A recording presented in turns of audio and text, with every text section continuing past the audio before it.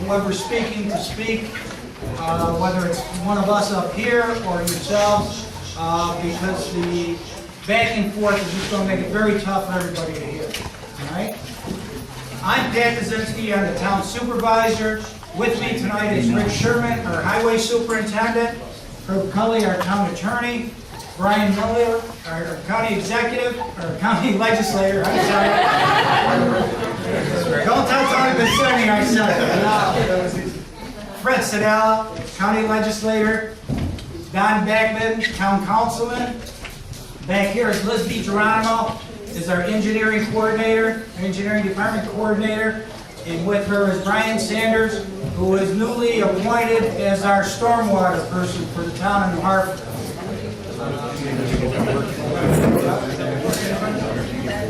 Alright, what we're going to do here tonight is basically explain to you what we're able to do, what we will do, and when we will do it for you. Alright? We know we had the flood, we know we've had stormwater problems here for a number of years in the town of Hartford, which we're working on. But right now, tonight, we're dealing with the issues that were created by the storm on April 28th. We had a lot of calls in my office talking about what we can do, what we can't do. What we can't do is to correct the problems that happen inside your house. Hot water tanks, furnaces, that's beyond our control, beyond what we can do for you. However, since we did declare a state of emergency, we do have easements up here. Any homeowner who signs one, that allows us to go onto their property and at least help clean up the outside, their back lawns, get this mud taken care of. At least down here in Chadwick, we've had dumpsters down here for the last 2 weeks. We've had our crew down here picking up damaged items along Oneida Street and some of the other streets. If any of you still have that, we will continue to bring that dumpster down and continue to pick up whatever's thrown on the side of the roads. We would hope that this is limited to those items that were damaged during the flood. I know that so far we've gotten some items that I think people have had around for a number of years and waiting for a curbside pickup. We just hope that you put out those items that got damaged during the storm. We'll take those away from you and get rid of them. All right? As I said, we will be going around. We've already done a lot of work on the roads down here in the Chadwicks area and in the other parts of the town. I don't know how many people. This was not limited to just the Chadwicks, Washington Mills residents. It was supposed to be open to everybody. The news releases I gave should have stated that. If they didn't, this is open to everybody in the town. We've had a couple of areas that were harder hit in the town than other areas. One of them was the Chadwicks, Washington Mills area. The other one was up around Tilden, South Hills, up around there. We've been working on the roads. We've had a number of roads where the shoulders have been just literally washed out. We're trying to get the roads back into shape. That's our first priority. All right? We've got to get these roads so they're open, they're passable, and they're safe. However, we are going to start within the next week or two setting up a schedule to come out here and help all of the homeowners that need it for any problems that were created by the storm. This will be done on a first-come, first-served basis. Unless it's a health and safety issue, those that sign up first are the ones we're probably going to hit first. Obviously, in that particular area, then move on to the next area. At this point, I'm going to turn it over to our highway superintendent, Rick Sherman. He'll give you a little idea of what we're talking about as far as time schedules and what we're going to be able to do as far as getting into the backyards, what we're going to need from you. Rick? First thing I gotta say is be patient with us. There's a lot of damage out there. We concentrated first on Oneida Street here in Chadwick, Washington Mills. We're trying to get the roads and shoulders back together first. Also, we're looking at catch basins and driveway pipes. Some are clogged, they're clogged. The first week, right after the storm, we have our sewer truck, and I also got help from Whitestown to help us do some of these driveway pipes and catch basins to get at least, we have over 4,000 catch basins in the town of Hartford. So it takes some time to do that. We're currently working up in Tilden Road. Again, shoulders gone, pipes, etc. Tabor Road took a big hit. Those are the areas that we're working in. And once these roads get back together, the shoulders, and they're safe, then we'll come in and we'll help with the backyards. Schedule-wise, I'm probably looking at least another week to maybe possibly 2 weeks, so we can free part of that crew up and get to help us in the backyards. Again, the dumpsters, if we got a lot of stuff, let me know, the address, we'll bring the dumpster. And they've been down here at Chadwick's, the homeowner called me, he had a lot of stuff in his backyard, we put the dumpster right in his driveway. When it's full, we come empty it and we'll bring it back. If anybody needs that service, let me know, so I can bring those dumpsters, I just checked them, and we're gonna empty them tomorrow, and if they need to be moved, then we'll move them to the next location. The driveways, the driveway pipes like that, I know there's a lot of them. If you haven't called, I've got a list of people that I haven't called back yet. There's so many every day. Plus, I'm still trying to go on with our everyday business, as you can see out here with the bridge. But just get to me, write on that list that's going around what your issue is, driveway pipe, cleanup, whatever it is, and we'll get to it. Just please be patient with me. I've got so many guys, so much machinery. The county's been great. They've had 4 grade alls in the town of Hartford for the last 2 weeks, ditching, doing driveway pipes, etc. on their roads, and it's been an effort from the whole community. Like I say, Whitestown has helped us, the town of Kirkland has helped us, and we're just trying to get the priorities down and hit the worst areas first. Yes? Do you have any intentions of repairing the driveways that were washed out? We can repair a driveway up to the right of way. Which is what? Usually the culvert pipe, we can replace the culvert pipe or material that's missing. I'm just right off United Street. My whole entire driveway was washed out, gone. Not just the driveway, but the subbase. Well, that's one of the things we're gonna have to look at. Like I said, you know, we're limited to what we can do. We can clean up, but when it comes to construction, as Rick said, as long as it's within the right of way, if the culvert pipe got washed away, yes, we could go in there. We will take a look at it. Maybe there's something we could do. If the culvert pipe and that is gone, at least maybe we could give you some grading or something like that to make it a little bit more. Is there any plans to do anything with United Street? This This storm wiped off layers of United Street. Right. Layers. And in front of my house, I'm down to the original sidewalk. Right. United Street is 14 inches higher than it was originally put. That road needs to be tore up, regraded, redrained, and put back properly. That's the problem. They tried to fix the drainage by paving over the sidewalk. I had this much pavement over my sidewalk, and that's what happened over these years. It just got out of line. That should have been torn down to its original level and repaved. What number on United Street, please? 3506. 35, you're right, is that Chadwick or Washington Mill? Right, I saw you that morning, Donovan, where they were pulling a boat out of the culvert across the street from my house. That's Chadwick. Yes. Please. Oneida Street has been a problem. We looked at this, actually, we looked at it last year when we've had complaints down here, basically caused by the same thing you're talking about. We're looking at it. We're hoping if we get some money, and I'm telling you right now, the chances, I don't want to say are slim or short. I'll get you in a minute. But FEMA was in town, and I'll let one of our county legislators maybe get into that a little bit more.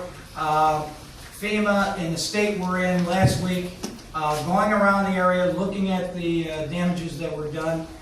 The situation with that is the money, as I understand this process, comes from the federal government, goes to New York State. From New York State, it goes to the county and then down to the surrounding towns. So it's a big process. It's going to take some time, and how much actually gets sent down to us is something else. Oneida Street is just a huge project, and I don't mean to say it shouldn't be done or anything like that, but we're literally talking probably over $1 million. I know you went through last year, you gave us some spots of sidewalk here and there, and we did some drainage, which is great, but it really needs to be torn right out and done right. No, and we're not unaware of it. That's what I want to say. We're not unaware of it. As a matter of fact, when Rick and I were driving around 2 weeks ago, that was one of the things when I was asking him, start totaling up what our costs look like for the town of New Hartford. Obviously, that was one that we were looking at. At least some major repairs to Oneida Street.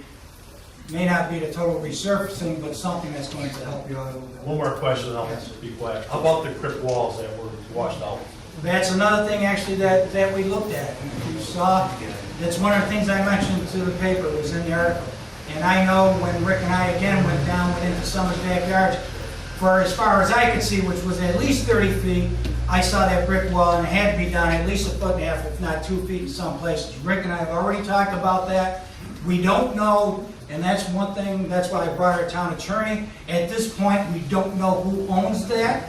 However, what I told Rick is that if we can ever find out who owns it, we're going to fix it, because it's got to be fixed. So we are going to take care of it. Hopefully we can find out who owns it. If the county owns it or the state owns it, then we're going to ask them to take care of it. But if we can't, or if we find out that we own it, we're going to fix it one way or the other. There's a question. You answered. Yes.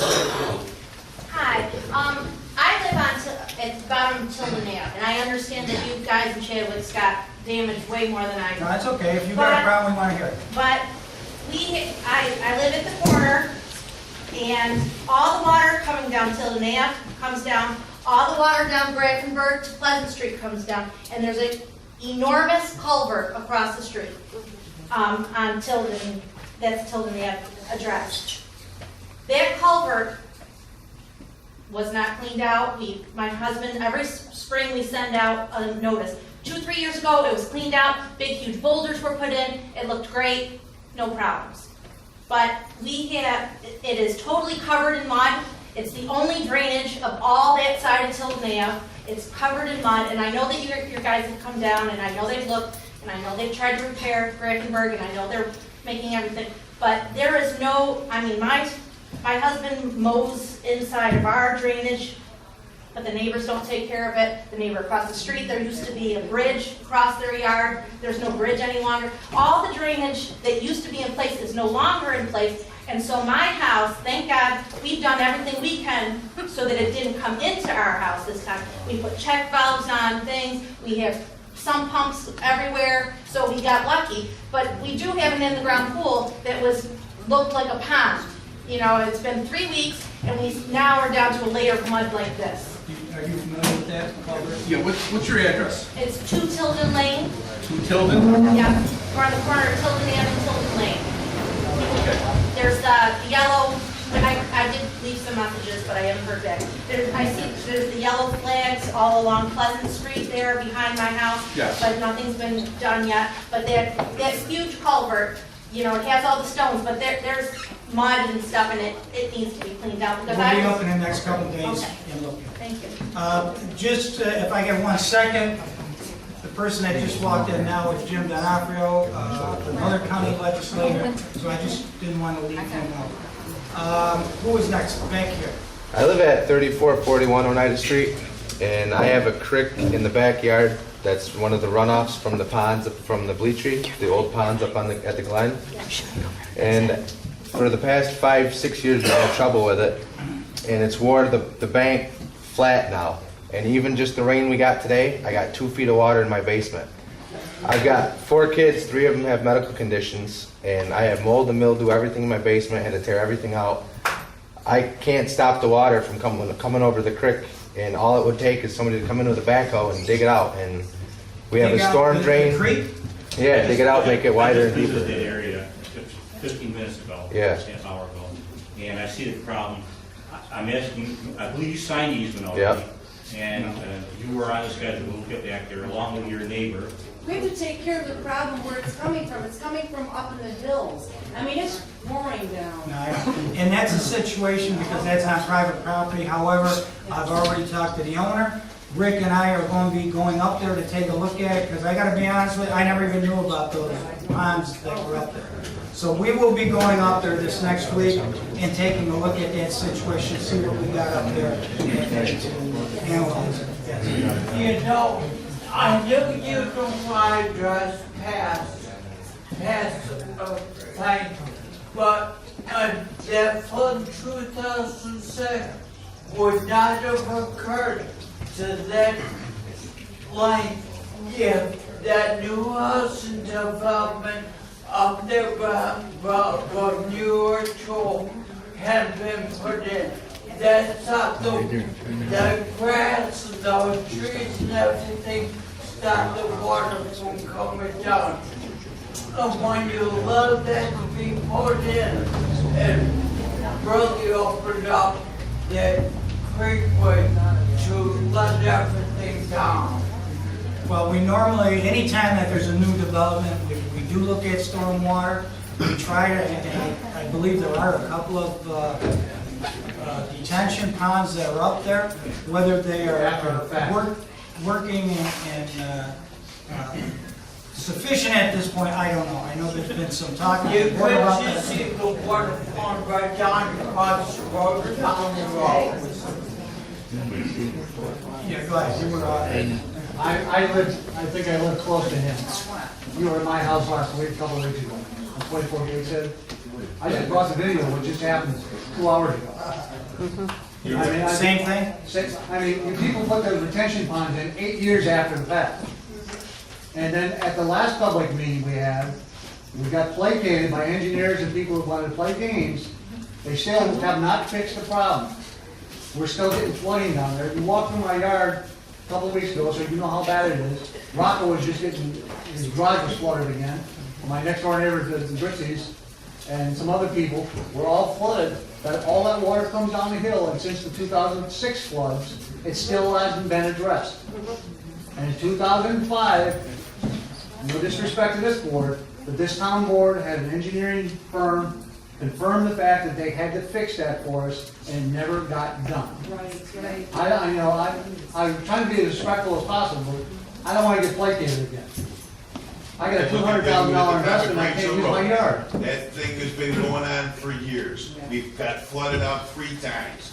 You go on the top of Granger Road, it starts out at a huge culvert, and it goes into a 24-inch pipe. They pulled out a wash machine, And a piece of wash machine. And a boat. Okay. Let's do it one. Liz, are you familiar with that situation up at the top of your? Mine. You were there the other day. No, she doesn't mean that one. I just asked if she's Everything that was my yard ended up in this basement in the hotel. I know you just want to talk about this flooding issue, but as far as Grange Hill is concerned, you're very familiar. The highway department is very familiar. There's a problem. I assume you don't have the answers. John Meager, the past engineer, he had a plan in place 5 or 6 years ago. I've owned a Hotel Willowvale for 20 years. I've been flooded 5 times. One step above coming into the bar. I had to break out the side window 5 times to stop the water from coming in. And everybody's telling me, you're not replacing boilers, hot water heaters, draft systems, soda. I know you're not. We go ahead. I've got my excavator right behind me. The day after the flood, we fixed my parking lot. I wanted to be open for business. I can't lose any more money. But it's going on deaf ears. No, it's not, and that's why we're here. Culvert pipe that goes into a 24, and it's been known that way for a good 20 years. It is not going on deaf ears. That's why we're having this meeting tonight. That's why we're finding these things out. We know we've got some problems in the area. As I started out this meeting saying, we have a lot of stormwater problems in the town of Hartford, but we want to hear the big major ones, and that's what we're hearing tonight. And we are going to look at them, okay? The lady all the way in the back. Rosemary Cheney, 3590 and 3592 Oneida Street, both houses. Okay, 2 issues. Number 1, the drainage pipes from that new housing development came down across, the drains down across the street. They put a pipe through my driveway, under my driveway that eventually goes out to the White Creek. Okay, is it a catch basin? There's where the pipe opens back by the railroad tracks, and there's an open creek that goes down to this White Creek. Is that called a catch basin? No. Well, whatever it is, there's a lot of crap down there that needs to be cleaned up. Okay. I've notified your assistant, I Yes, believe. I yes. left a message. Okay.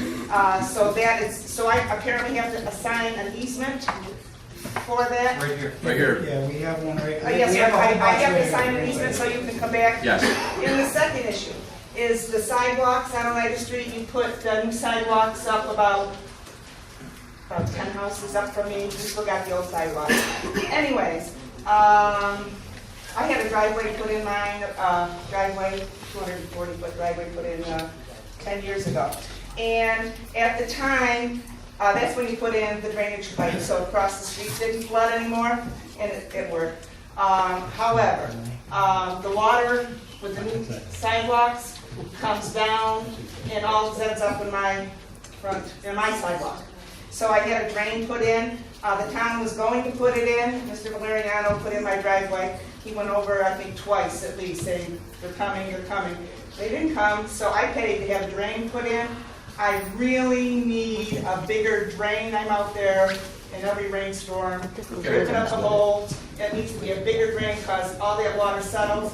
Tonight, I had pooling in my front yard, which I was born in Chadwick, so I've been here 64 years. I've been in this house, the back house, for 30 years, and the front house for a year. I've never seen pooling in my yard. Both my cellars dry as a bone after the flood. Buddy Press, anybody needs a basin? Press. No, really, I'm on the White Creek. The creek came up on the property, didn't touch my cellar. Oh, there you go, buddy. Dry as a bone, but. Hold on a second, okay? 4126. 4126 Oneida Street. Thank you. And since, Washington Mills, you look kind of right. Washington Mills, Mississippi restaurant. Right, right. And since 1986, Roger King and I have the residential lead planting. And I come to every meeting because I've put in thousands and thousands and thousands of dollars trying to solve the problem of the runoff from all of the water coming down. And they had a plan, and the neighbors stopped it apparently because somebody wanted an easement over it. I've always said, do what you need to do, but now my wall's down, so I didn't call some hotline that they come and look at it. So I just can't keep spending $5,000 to $10,000 every time this happens. It's a mess there again. Brand new wall. I live at 14 Kristen Court, and every time we get a storm, I get a flood in my backyard, getting dangerously close to my house. If I had a canoe, I could go canoeing back there. And the problem is, it's a very resolvable problem. Rick has been up to my house, Roger Cleveland, John Meager, and they all tell me it's resolvable. There's a non-working catch basin there, a great big detention pond between Sylvan Way and Stonebridge that could, handle that water easily. All we need to do is fix the catch basin. It's on private property, it's on the developer part that hasn't been developed. You have a 15-foot right between me and the next door neighbor. I've already notified my neighbor next door that, you might be coming in and using that. And he understands it. Do we know who it was? I don't know. Can we find out who it was? Yeah, yes. Okay. Can we call them and see if we can get these people to go on? Yes. We live at 25 Woods Road North, and just a couple questions here.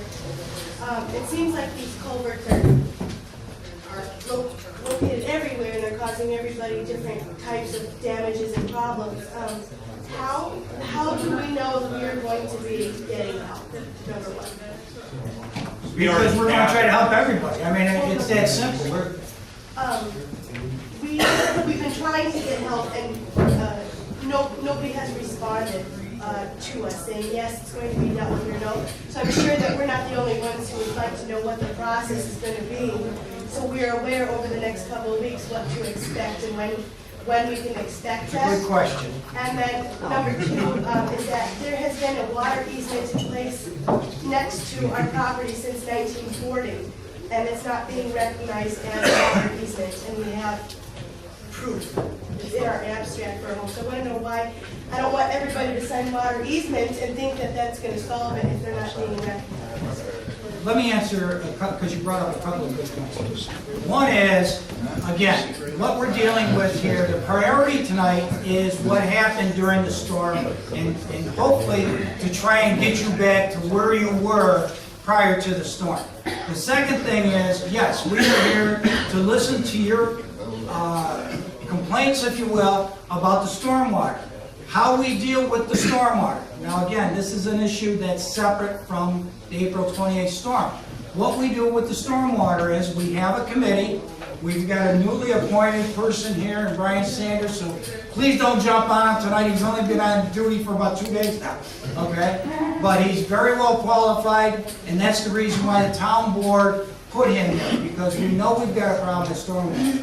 We've got a stormwater committee, which Liz DiGeronimo headed up. What we do is we list all these projects, and then we rank them, okay? So if somebody says that they have a problem, you know, if it's been told to us, chances are it's on our list. And what we're trying to do now is to finalize the ranking process. We're about 90 to 95% there. We brought on an engineering firm for the town of Hartford. We did that at the last board meeting. They are going to help us complete that ranking priority system for us. At that point, because what I want, and this is what I've talked to Rick and to Liz about a long time ago, I want a list in my office so when you call or anybody here calls and I look down here, I could see where you are on a list, tell you where you are on that list, and give you an approximate date as to when we're going to come out there. So we're working on this, and we're not unaware of these problems, and we're not just going to come here tonight and forget about it. We do have a process going. We are going to make it work. As I said, Rick and I and Liz have had many meetings. Now we've got Brian on board. That's all Brian's going to do is deal with stormwater. It's not full-time, but that's all he's dealing with is stormwater. Liz is going to be helping with him. I'll be working with him, as will Rick Sherman. So that's going to be how we're going to do this. Hopefully within the next month or so, we'll have this ranking completed, and then we'll be able to tell everybody where they stand on the list, give you an approximate time as to when we're going to get out. Yes. Yes, hi, I'm Charlie Grossman, and I live at 8 Sylvan Glen Road, and I sustained some damage to a chain link fence in back of our property as a result of overflow from the culvert that's a couple houses up the hill. Apparently had blocked up again, similar to the way it did back in 2006. And the end result was that the water rolled down the hill behind our house. Here's a picture, okay, of the damaged fence. Basically, the water came down, came through the woods, basically knocked the fence down, and snapped the hole. And those situations, and again, this is why I bring the town attorney. I'm not sure that we could buy you a new fence, but maybe at the very least, we can get that fence uprighted a little bit for you. no, you can't, We can't. because it was snapped off, I don't know what we... broken.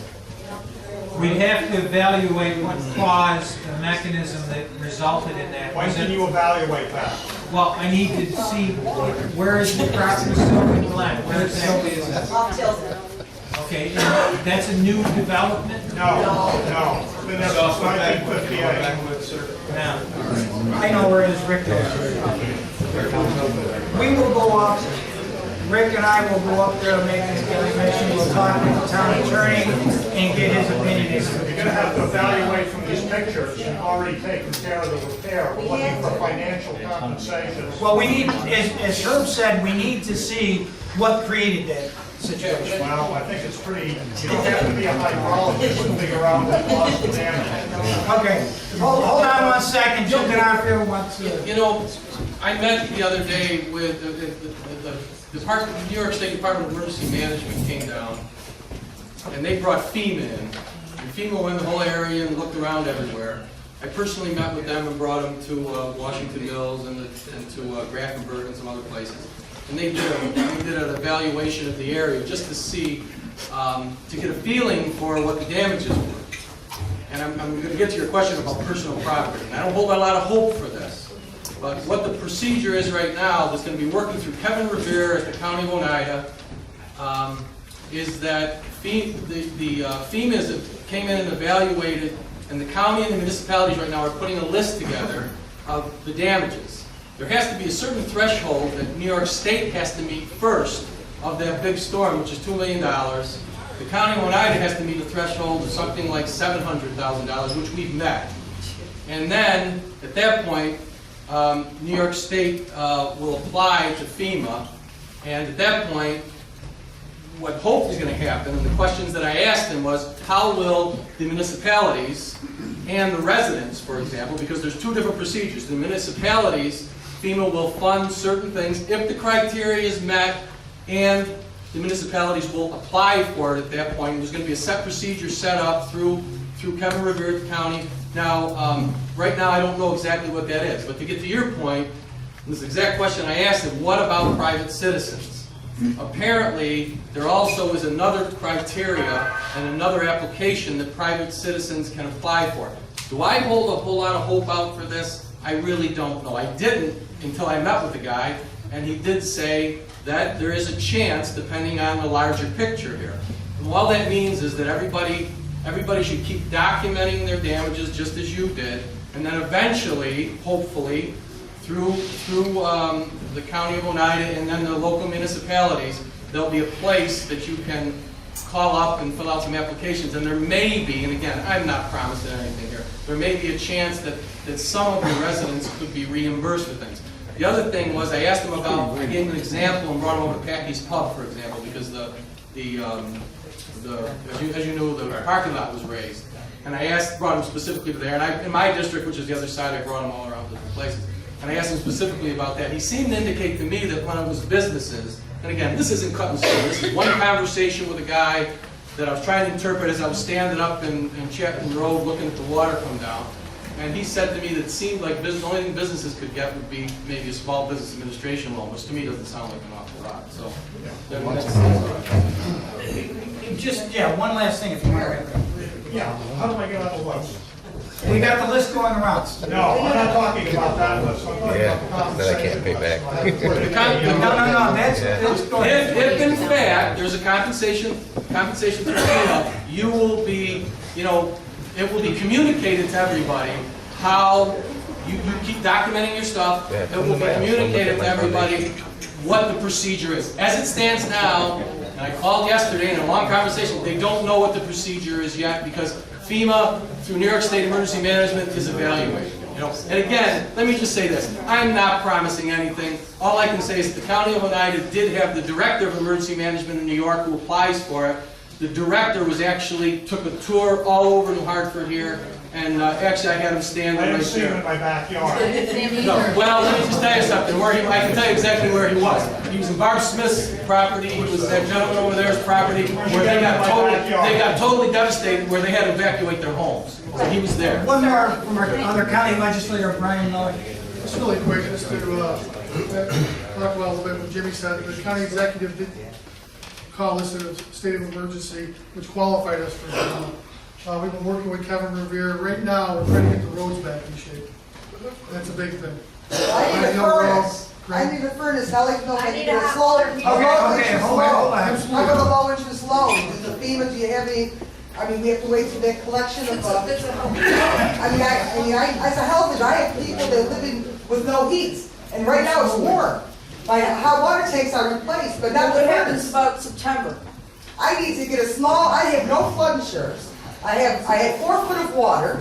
Okay, I need a slow interest loan. Is there anybody available that can help me? Please. That's You what I'd like answered to that know. question, but we get Kevin Revere, our emergency services. I will check. Can you tell me, is there any help that I can get a slow interest? Right now, I don't know of any. I don't Can you think find they out do. for me? Yes, I will. Thank you very much. I will call. Because I need one immediately. Okay, and your name is? Luann Spatola, Kristen Howard, 3473 on 9th Street. I have 2 tenants with an elderly adult that's handicapped, and you came in front of my yard, I got a whole, you came with the smoke, okay, with the, checking out for the pipes, and a big manhole, you dug out because it was sunk in. I got, the whole front yard now is full of water. The backyard is coming from the pond up above, coming down to the bank, so it comes into the cellar, side of the house, and then, so when you did, you filled up, you raised the hose, the manhole cover, okay? But did nothing. I see you dug around a little bit, but what's happening? Is it underground? You got a broken pipe under there? Because it's all like a bowl. That's what we're here tonight to find Can you out. fill it Where in? these problem areas are. I need help. Okay. Thank you. Sir? Yes, I guess my question here is, the plans for some capital projects to improve sewers. I live on 77 Tabor Road. The problem came up from the street above. Mr. Sherman's a little bit aware. I have no house right now to live in. Unfortunately, I sympathize with everybody. I live with my parents. I have 2 small children, and I have 11 inches of water in my living space. The house is getting gutted from 24 inches up, down, kitchen, floors, everything. And, my neighbor's driveway got repaired, and I haven't heard a phone call in 2 weeks. So unfortunately, I'm very distraught. Is there still water in there? The water's out, the drying process is done. I've been paying for everything out of my pocket, because I have small kids. I can't wait for money to be freed up, and I can't wait for, I don't know, and hope FEMA comes through. I have a house I have to live in, So I've been paying out of my pocket. I'm trying to keep track of things. But the way you fix your house is the way you know if money's coming or not. If money's not coming in, maybe you have to try to get in there as best you can and take health risks. Yes. And that's very scary when you have small children, And, so I do have the house dry, and I'm just hoping, is there any plans for capital improvements with the sewers so that sewer systems in front of my house can withstand the water if, the sewer does run down the hill. I do have a sewer in front of my house. It's basically got overpowered by the water. So is there capital projects where we're going to build up these sewers, increase the size of these sewers, or possibly put in maybe extra sewers to, if something clogs up above and it runs down a hill, you have, as a homeowner, you have protection for your own home to help with some of that water. Is your sanitary sewer or storm sewer problem? Is it storm sewer? And I think that's what you're talking about, storm sewers, because sanitary sewer is a totally different thing. Yeah, there's a lot of people that sanitary sewers come back up only because the storm sewers are full. Yeah, down in Cheryl Lane, that's exactly what happened. But we are working with the county on that, and one of the reasons that happens with the sanitary sewers is because we got problems with the storm sewers, and water's leaking in and such like that. You guys name the address on that list? Did he put his name and address on that list? Yeah, the list is going around wherever it is at this point. Make sure you get your man in the green spot. And we just got it back in. I'm Janine Grossman, and I live on 8 Silverwood Road. And my question has to do with flood insurance. Because none of us, does anybody here have flood insurance? It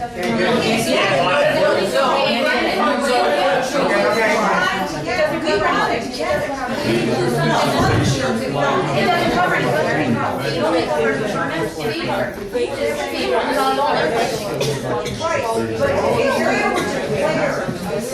Please, if we could just have some quiet, so I can hear when people talk. If somehow, because where says the state of emergency, state recognizes, FEMA's recognizes, maybe the area can be declared as someone that is worthy of receiving subsidized flood insurance. And if that's the case, it's going to come through FEMA. And that's what Mr. Donovan and Mr. Miller was just talking about. Oh, worship, let me tell you something. These 3 legislators that carry the districts in Hartford, I'm going to tell you, there's not, and this isn't political, but believe me when I tell you, nobody fights harder on that county board than these 3 guys, okay? Especially this guy over here. And I've seen him, he's always pushing, just as the other 2 legislators are, to get things done here in the town of Hartford. These guys, this guy in particular, was out there on the day of the storm, getting the county up there, okay? So he was out there, these guys will work for us. So I have full faith in these legislators to push so that we get some money, whatever we can from FEMA. So, yes, ma'am. My husband was the one saying about the house that we couldn't live in with our 4 children. Yes. I empathize with the gentleman right here with his children. We also had to pay up front to get the things removed from the house. We are dealing with nothing in the basement. We have nothing except for mold, mildew. We had to buy another furnace, which was only 2 months old. All these, things that we have to do. But also the problem is our foundation is cracking. It's structurally compromised from the flood. Now the problem is also today, just that little bit of rain, we were flooding. And the problem is I videotaped the water coming right down. I watched it happen. And we're talking about our furnace is off the ground only that much. That's $1,000 every single time it floods. And we're already out $5,000 for 2 furnaces. in 4 months. As I said at the beginning of the meeting, there's only so much we can do. And I'm not even saying But what I'm saying monetary. is, he's saying FEMA was here, they didn't see the people. No, They they didn't didn't. come and see us. That wasn't, believe me, that's the exact question I asked them. I got nervous when I heard that they were heading up to New Hartford. I got in my car and I met the director right on the spot. The poor guy didn't want to talk to me. I mean, he wanted to run away from me, you know. I said, it's just the man I wanted to talk to. And I wanted to get in my car and take him to all my areas I want to take care of. It's not about that. They didn't need to see the whole area. There will be an application process. They wanted to take a cursory view of the whole area just to make sure that it's going to qualify or that they can start to pay for it. What will happen in your particular case? And believe me, I'm not promising anything on the private side.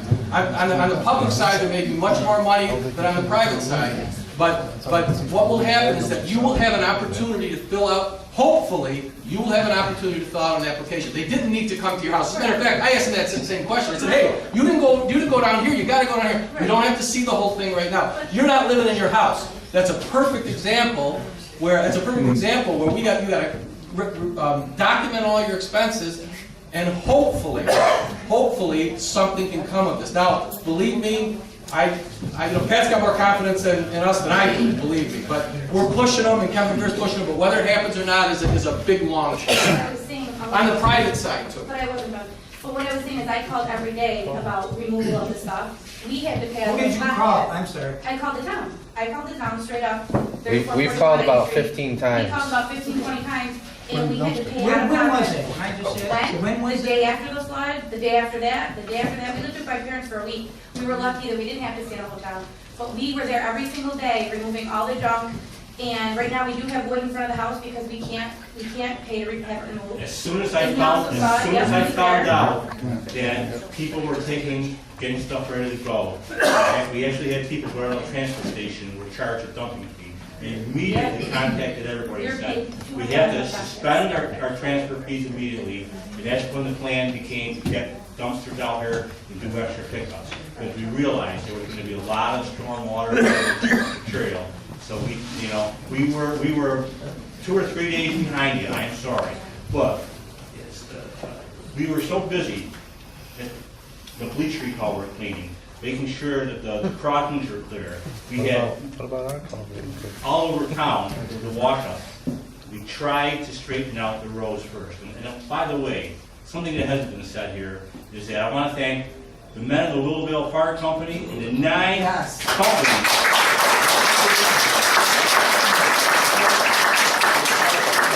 They were better than better. They were the best. They came in and we had, I can't count all the fire companies. We had Forest Sylvan Beach, we had Clark's Mills, I mean, we had everybody come to Point. We had 11, Don. Thank you, Bill. We came as far as Western. Thank you. So that is the first thing. But sometimes we, in our case, to get one problem, say, geez, we got to get our roads open, is that doesn't mean we're not going to get you. We were just 2 days behind you. I'm sorry.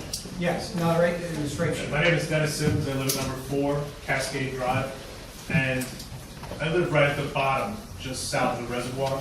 So everything that comes down Valley View Road, everything that comes down off the old Hinckley site, washes through on all 4 sides of my house.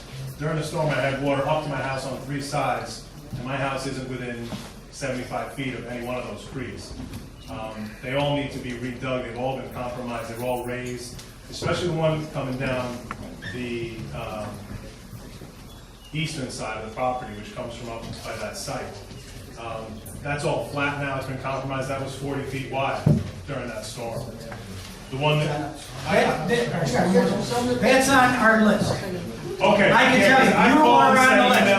And once we get that priority, then we will let you know when that, but you are on the much list. like the people who need, like, I would have been on my roof. I had no way out. I had 4 sides. The water was raised 10, 15 feet on all 4 sides of the house.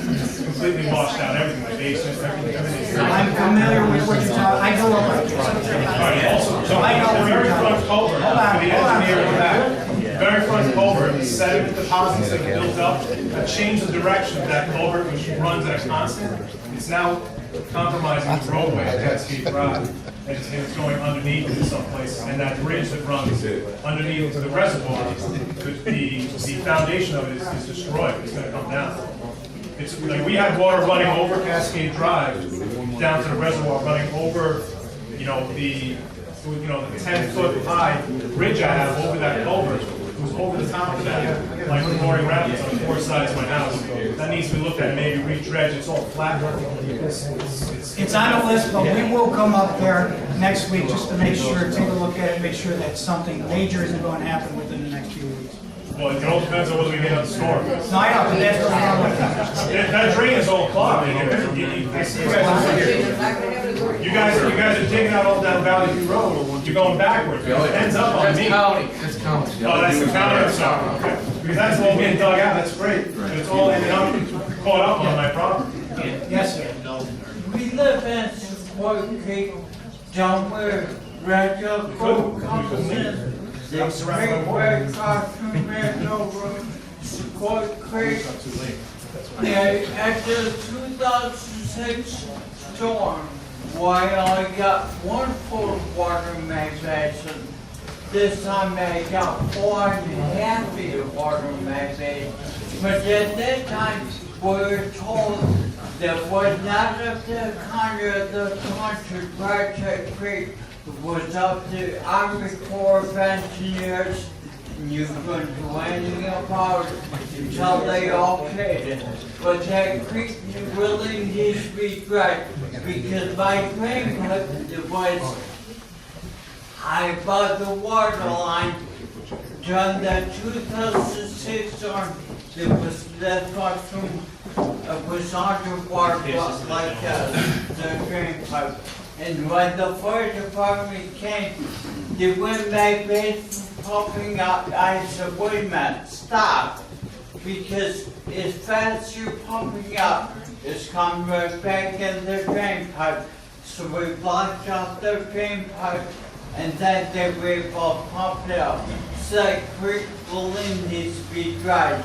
That would take a lot more water than it does now if it was dry. During the storm, the water was almost up, flooded with the bank. What number? 3528. I'm Richard Rosemary Catalog. 3528. You came to my house, I have a question. You came to my house and you told me the same thing. Oh, we'll do something, and we'll do it as fast as we can. I know there's a lot of people, and I don't mean any disrespect. I've been on the telephone to many people, senators, congressmen, assemblymen. Nobody has any idea. Everybody tells me something different, but nobody has done anything. I can't afford to keep buying a hot water heater, a furnace, and a junction box. Those are get insurance. I have 2 diseases, and I have to go back to work to be able to afford all these. Nobody's doing anything. Okay, You said you're going to do something? We are. 20 years ago, the fence was broken when we first moved in, and you haven't done a damn thing about it. Excuse me. I wasn't here 20 years ago. Oh, Anyway. But it Hold on. I got my phone on. Hold on 1 second. I can appreciate the frustration, believe me, I can. But don't believe that the town hasn't been and isn't doing something about this. You gotta remember that we've got a very large town, and the amount of people that are here tonight, believe me when I tell you, is a very, very small percentage of the people that have problems with water in this town, okay? Hold on a second, hold on a second, hold on. Okay. That's why we formed a stormwater committee. That's why we hired Mr. Sanders here. We understand this. I'm going to tell you right now, we do not have the capability with the size of the highway department we have to go out over the next month and take care of every water problem we have in the town of Hartford. It is a physical impossibility. There's no way we could do it. And I'm not going to tell you people we're going to do it. What I did tell you, and what I promise we will do, is we're going to take all of the problems that we hear tonight, plus the other ones that we've got, we are going to put them on a priority list, and we're going to tell you where you are on that priority list, and when, in an approximate date, that we're going to get there to take care of it. Believe me, I wish we had a crew big enough to say, over this summer, we're gonna take care of every problem we can. We can't, because we don't have a big enough highway department. If we took the county and our highway department in Kirkland and Whitestown, it still wouldn't be big enough to take care of our problem. On top of that, we deal with, on a regular basis, and that's why I brought the town attorney, every time we go to look at something, okay? Councilman Beckman can attest to this.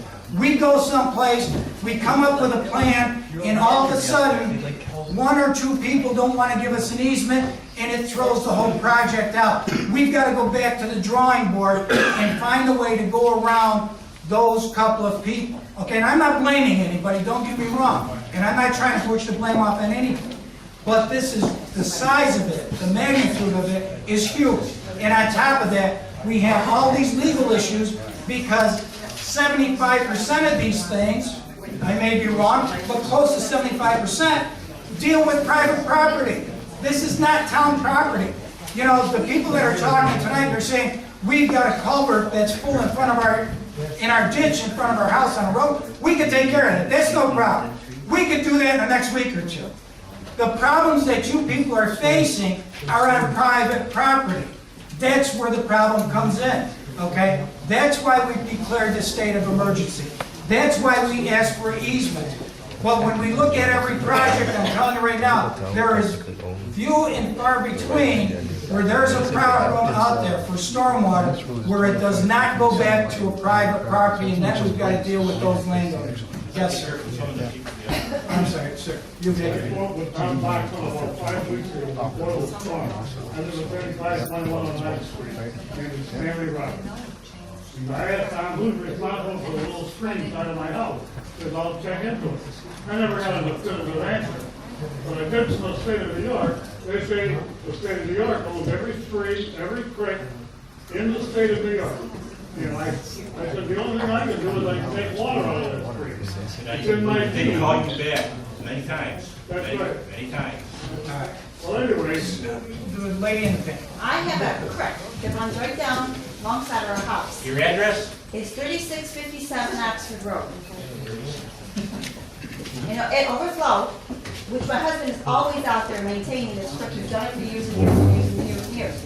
It overflowed. There was a section on the other side of the road that's gone. No one's looked at it. And all the debris, the rocks, the mud, and everything else, just about of it is all there along the road also.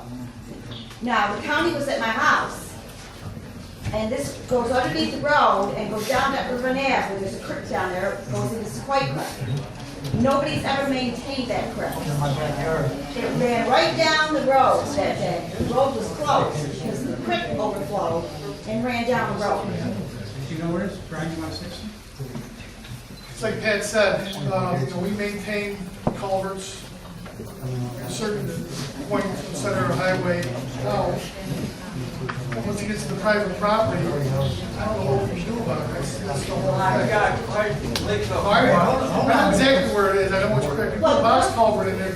It goes underneath the road down into Urban Ave, and It's a tributary. It's- It's a little tributary that comes down off the hill, and it goes under Oxford Road, then it goes... Same one that goes right through Oxford Town Park. Yeah.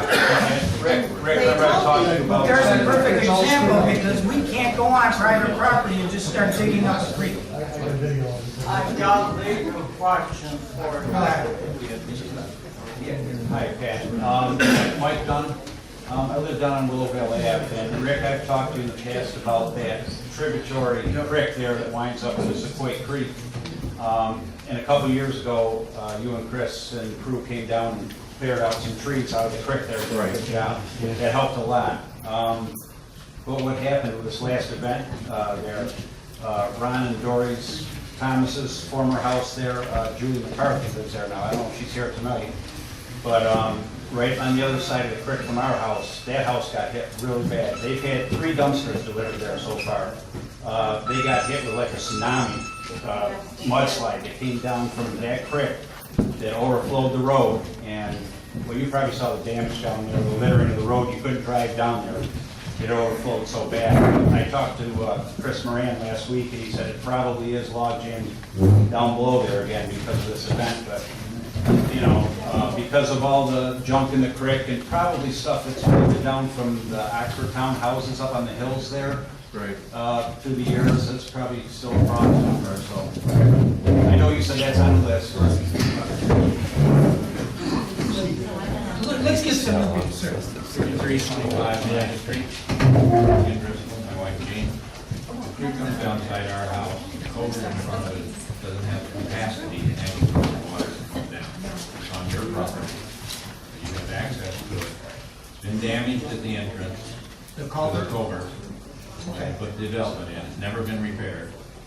And the water backs up and flows over. The town put in a cattle gate to try to divert it, and all that does is block up the water rushes around, pushes across the road. Those are the ones. On the list, and you can come look at it. That culvert's That's gonna fine. be bigger down all over Quick Creek. You can take a Probably look at it. across school property or somewhere there that they're gonna have trouble with. It needs to be a bigger capacity. This has been an ongoing problem since I lived there, since 1970. Are you talking about the same? Yeah. They're right by my tail. Right by white tail. Okay, okay, let's quiet down. Associated with that, the developer built a little pond up above. Doesn't belong to you guys, but it makes our problem worse. Overflows its bank, go down to our back. We built a 10-foot berm above our house to divert the water. People, I see, hold on a second, I see people picking up these easements. Just so you know, those have to be notarized. So at some point, you're going to have to sign them in front of our town attorney so he can notarize those. Let's not have everybody come up at once. We'll be here for some time afterwards, so we'll be around. I have a question. This is a legal question from a lawyer. My son is a lawyer. He said that perhaps people apply to federally and get federal money. Is that a possibility? That's what they're talking Is about. that a possibility with all these people that? Right, that's what they've been talking about. I don't know, shoot. No, I'm talking about they a can law. apply. I'm talking about a law. What do you know about that? I don't have any knowledge as to how you can sue federally to recover back monies from personal damage to the state. You should consult an attorney. I represent the town, so our interest may be different than your interest. Yes. I guess what I would, what I'd like to know is that it seems from like what I've heard, it's always been a cheap, affordable solution for the town to fix whatever problems regarding the sewers, which it sounds like there wasn't a plan for the town on how it's supposed to run through, but it's been a cheap solution to repair roads. Please, can I Over what needs to be done, over the right solution, and I guess what I want to know this time is that you guys are actually going to do what's the proper solution rather than the cheap, easy solution. Absolutely, and it's a good question. And I'm glad you asked it. Because the other thing is, I also have quotes. We've gone out and gotten quotes to provide to the town that we were advised to do that show the cost of what they suggest would be done. They're very similar, yet we haven't heard anything back after getting these quotes, submitting them to the town. And I have heard that if you needed to do a claim with the town, it was sent off, but nobody at the town seems to know what's been going on, that then I get a call from Midwest Claim Services, who's the claim company for the town, to assign a claim number, and then they're not doing anything. It's going off to a municipal hearing, a 50H hearing, yet nobody's telling anybody who's a resident of the town this information. This stuff that I'm finding out myself because I'm having to do the digging. The town doesn't seem to be clueless. Well, first of all, are you talking about a notice of claim that you filed with the town? Yes, Yeah, we filed it the what you day did after. is, you filed probably a notice of claim whereby you preserved your right to sue the town.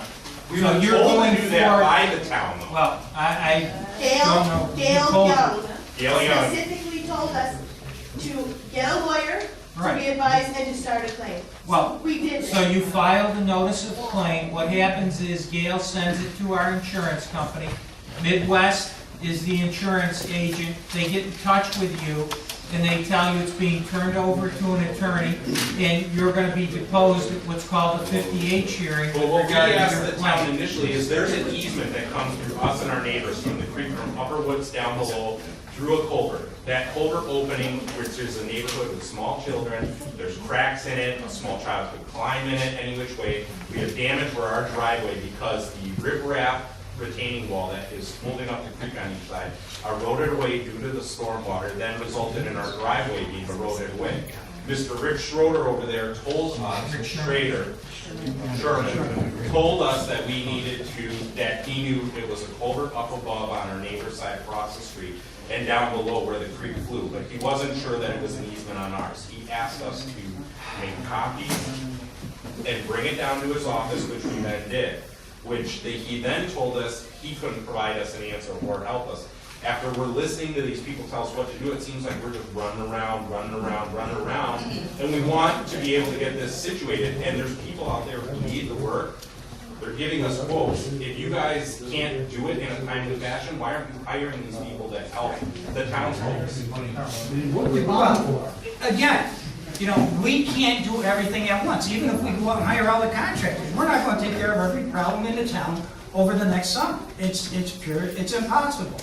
Your problem, is that on one of the things we've been looking at? As I said, and I can't emphasize it enough, we are putting together a list. We're almost there, okay?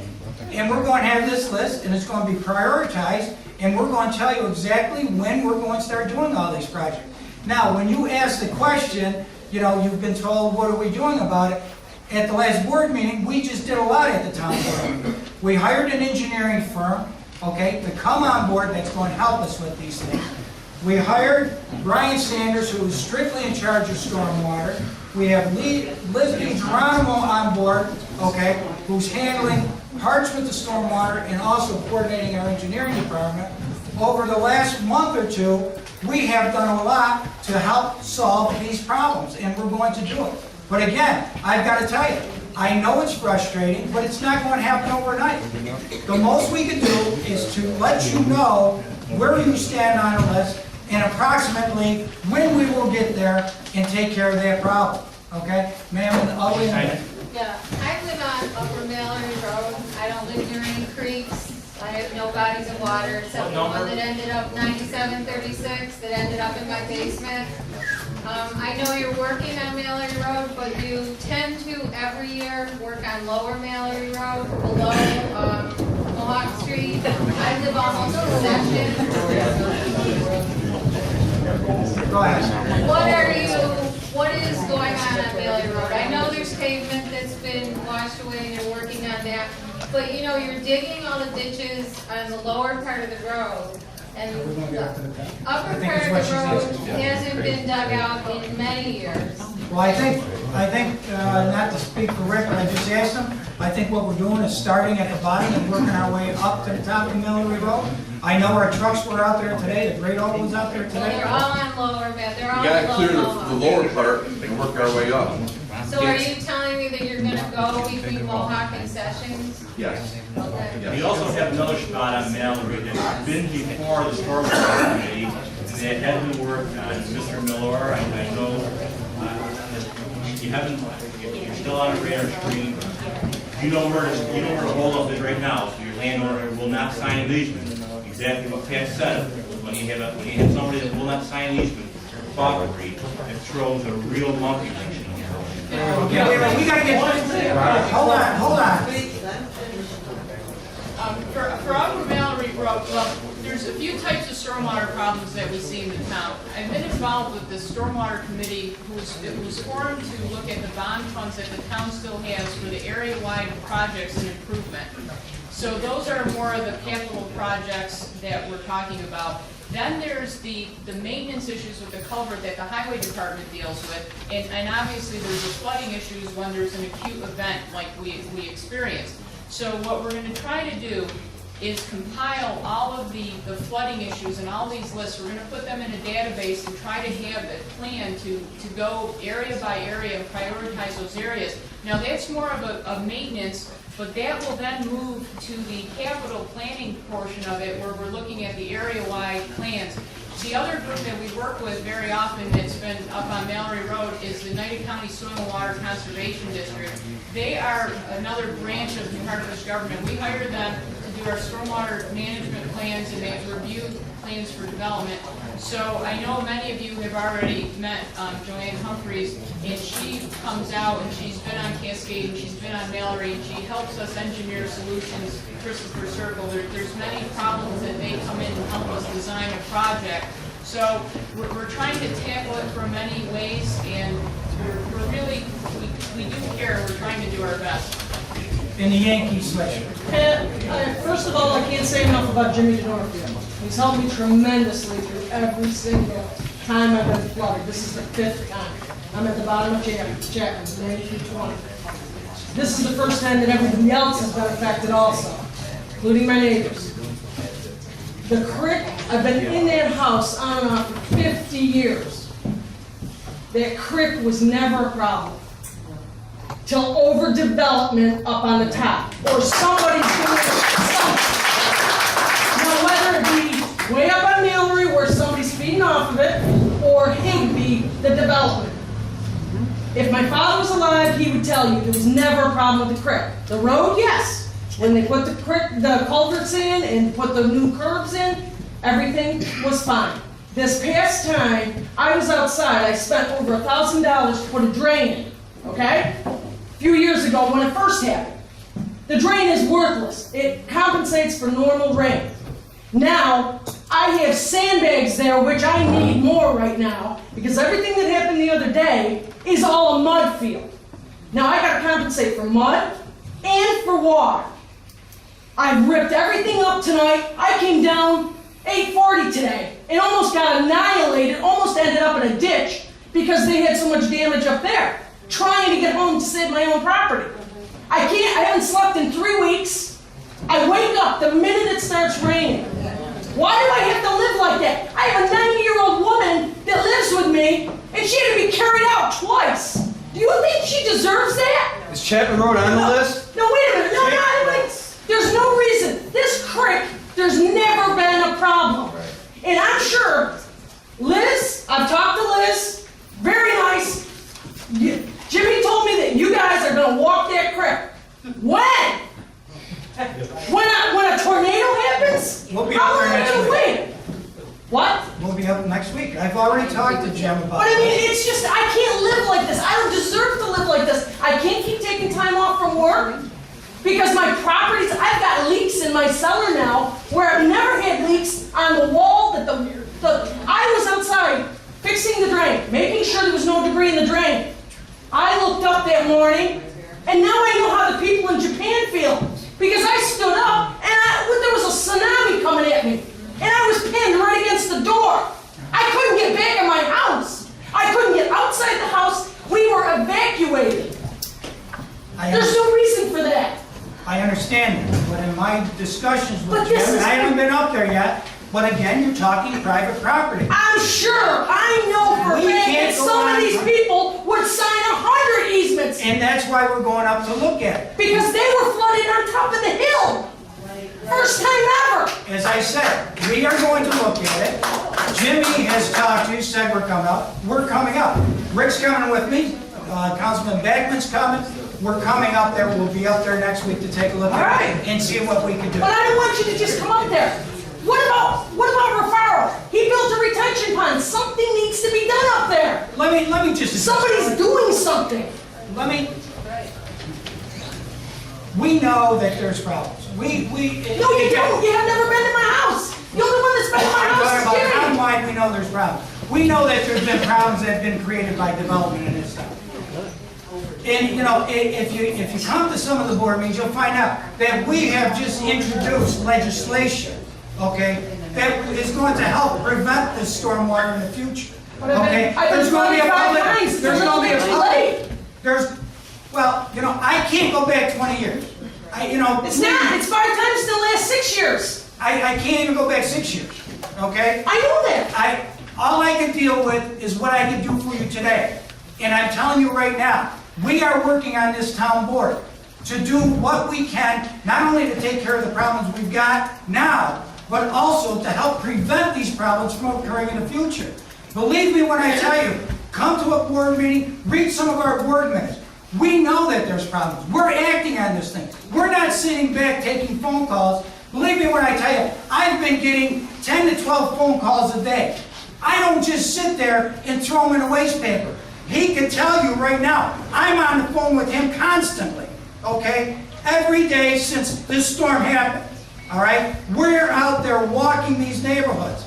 I'm not just walking out there for political purposes. I wouldn't do that. I'm telling you right now, I don't do things for political purposes. I go out there to get things done. Now wait a minute, okay? And we are going to get things done. But I'll tell you again, it's not going to happen today. It's not going to happen next week. But we're going to get things done. I'm telling you they're going to get things done, and they will get done. Yes, ma'am. Sir, our stress levels are so high, as you can hear, and every time it rains, our hearts get right in our throat. I understand that. My question is, until you get to doing what it is that you're going to do to help out the town in the different runs and areas, could we have access, if needed, to getting some sand bags? Yes. Call my office or call Rick's. How would we go about doing that? We have already done that. As a matter of fact, we just did it tonight. Okay. If anybody here has that situation where it's starting to come up again, you either call my office or better off call Rick because he's got the sandbags. Can I get the But you number? can call my office too. Can I get the number right now? 534-2998. Thank you. And that's his cell phone number. That's my cell phone number. Okay? What's your home number? Yes, sir, I'll pay him back. Yellow and black guy, the Steelers jacket. You said Chapman Road is on your list? Chapman Road is on the list, but it's a county road. It's Because not I the was road. buried. It's not the road. I couldn't get out of my driveway. Well, he I had a asked me foot- if Chapman Road. I had a foot of rock and dirt in my driveway. I couldn't get out, and you guys said it's not our problem. Who said? I said? The highway Tom department Hartford said told me it's it's not my problem. I'm not gonna go out there and, I was stuck for 2 days in my house because I couldn't get out. That wasn't our highway. Whoa. We gotta be quiet here. Jimmy, No, wait a minute. I know how to read the phone book. It said Town of New Hartford Highway Department. He said it's not our problem, it's a county road. No, you know what, we're gonna work together on this thing. Yeah, I understand. You've been out there, I understand that. But that, 2 days we were stuck in our house. We couldn't get out. My car was Jimmy did it. trapped, my van was trapped. The county had to come out. The town wouldn't do nothing. Well, because what we got there is, Pat and I talked about it, we were gonna walk it today, actually. But with the rain and everything came, and maybe we can walk it tomorrow. But you guys know the situation, I talked to you 100 times about it. It's not coming down the road, it's not coming down the road, it's coming down the creek. We gotta find out what's going on up above. And then the Is question this a is, situation that you've got something right now you can't get in your driveway? Or No, the county came out the you know following what they're day. fearful of? They're fearful you get a big rain. As a matter of fact, If we get rain again, it's gonna happen I again. stopped there today, and we got the big rain, and they make it flooded again. I just don't know. is there something we can do temporarily? I don't know, you know what, the county came in and put the whole thing on. It's a bad situation. We're all frustrated about what's happening. Your address? 3605 9th Street. I'm sure all you folks are trying to do the best you can, and you've got county legislators here, you've got town officials here. We stand in a building called Donovan Community Center. Mr. Donovan lived right across the street. He was a state senator, very good friend of mine. His son is a very good friend of mine. I went to school with him. Can't we possibly even get a state person to come in and help out? Because it doesn't sound like FEMA has done. No, state came with FEMA last The week. head of the state, the head director of the state emergency management, or whatever they call him, all they kept telling me is this guy's a big shot. He was the director of it. He stood right there, he drove all over the town. I got him out of the street, we went to Barbara's house, and we stood right there. So, you know, and they're the ones that have to apply towards FEMA. You know, the other thing, again, I hate bringing up FEMA, because I honestly can't promise you anything. And I know it's going to come back and say that half-assed county legislator said FEMA was coming. Well, I'm not. All I can tell you from the county's perspective, we are going to pursue it very, very aggressively. It has been pursued aggressively. We will continue to pursue aggressively, and we'll make sure that if something comes of it, that we communicate to you people so everybody can put their applications in. But I just want to answer your question. You said that the town did kind of a minor or half-assed job when it comes to prepare for storms through the years. You know, you're constrained by funds, obviously, there's constraint there with funds. And the one thing that hopefully FEMA would help us with is there's a municipal side of it that will come in and fix a problem like you have, where they can give the town money so the stuff that's in the right of way, they can help fund. And that's the first goal. The second goal is to get them to hopefully help the residents pay for some of the things. Yes. My name's Ann Felby, I live at 9278 Grange Hill Road. I almost didn't make it tonight, sorry for the way I'm dressed, but I was out there again tonight, Mr. Toomey was calling stuff out, called the town, got you on speed dial. And I do, and thank you. Yes. Because there was a tragedy averted by the businesses at the end of the road. It came down like stinking Niagara Falls. I mean, I'm not kidding you. If anybody drove by there, we all had the same problem. We're up to here with crap everywhere in our cellar. A lot of names on that list. There's a lot of people that are impassioned tonight. You know, if you start a letter writing campaign, you need somebody to volunteer to help organize the contact. We have people, just, I don't know, this FEMA guy, I'd like to know his name. I'd like to write a letter. I mean, if you want, we could do that, but I gotta be honest with you, that's not the way these things work. And you could probably end up sending as many letters as you want. They run, federal government runs strictly by criteria. And if you meet that criteria, they're going to come, and then it comes to the state, from the state it comes to the county. Anyway, there's a lot of energy in the room, and maybe we need to turn it around to be positive energy at this point. Where's our So anything that you have me do is just a citizen, I can write, I can read, I can communicate. Director of Emergency Management of the We state just would be talked the best about place that. to write right now. We just talked about that in conversation. We're actually going to contact Richard Hanna tomorrow. We're going to get him involved with this, see if there's any low-cost funds, any interest-free or whatever short-term loans that we can try and get from the government. Just to get you through this mess. Believe me, I had to pump my cellar out too, so I know what you're going through. And we feel your pain. But like Pat said, like Jim said, we're doing everything we can. But you're right, we should have our Congress people involved in this, we should have the state people involved with this. And we're going to make those phone calls, all of us will, tomorrow, and see what we can do. This is turning into another conspiracy. What concerns me is... Hold on. My name is Paul Toomey, I live at 9286 Grange Hill Road. And I'd like to know where on the list we are as far as getting Grange Hill fixed. We haven't finalized that list. As I said earlier, we're about 90 to 95%. We brought this engineering firm on board at the last town board meeting. One of their objects that we've assigned to them, and I think it was our top priority, is to help us get that list finalized. At such point that we get it finalized, then we'll be able to let all of these projects, we'll be able to let you know where all of these projects fall in that list. Just remember, we're over again tonight. I know. We were aware of it. It needs to be a little higher on the list or whatever it is. Well, I don't know where it is. Hold on, because I want to get some of the people that haven't spoken. But you talking about the list, by virtue of us signing into it, is that? That's another list. This is the list. No, don't laugh, because this is serious. As I said at the outcome, there's two things we've got here. Tonight's meeting was specifically set to take care of the problems that occurred on the April 28th storm. When Rick and I went through the town a couple weeks ago, we looked at this, and I know that there's muck and there's debris, not only here in Chadwick, but other parts of the town. That's what we're talking about here tonight. That's what this meeting is about, to help those homeowners get their homes, at least around their homes, back in order. Some semblance of order like it was before then. That's the list that we want here tonight, okay? The other list that we've been talking about is the list that we're coming up with that Liz just talked about, which is dealing with stormwater issues, okay? That's a list that they've been working on and compiling. We needed to bring it to one more step, which is why we hired our engineering firm, and they are going to bring it to that last step so we could have one final list, and that's stormwater. That's going to entail what Liz just talked about, a bunch of capital projects along with a listing of maintenance programs that should be initiated that would be ongoing year to year to year. But the capital projects will be certain projects that need to be taken care of. What is the list that you're talking about that you let people know where they fall on the list for their problems to be resolved? Which list are you talking about? This list or that list? Well, Because I can't get anybody to return a call from me, I mean, compared to what some other people. What we're doing about, okay, here's the thing.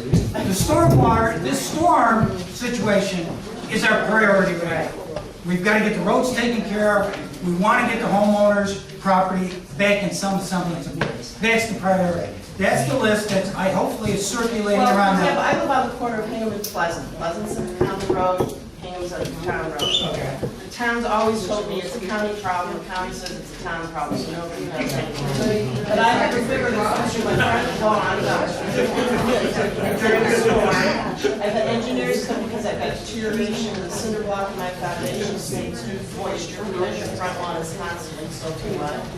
Water comes off of Hingham Road, down my front, now this time down out my neighbor's driveway, next to me at 5 Hingham Road, and down at 3 Hingham Road. Did you put your name on the list? I did. Because we will come up there, one way or the other, we will do it, and we'll work with the county, between the county and the town, and we'll both look at Why this not, project. I'm talking about Bradford Hill, Now, we will the work. water's coming over Pleasant Street, coming down Hingham Road, that's coming off the hill, it's coming off the Sherman Hills, and I don't know whether I'm on the list. Between the two of us, we will, the county and the town, we will work something out to look at that. Wait, I want to get some, yes. Jump up and down. Come on, please, ladies and gentlemen. 3597 on that street. And the problem is, the creek above us needs to be dug out. And this creek is on private property. But we live at the bottom of it, and we spent two and a half weeks cleaning up as a result of this last storm. We need help from the neighbors, and we need your help to get the neighbors to help us. And we will work to do that, but as you know, we can't just walk on property and start digging out everything.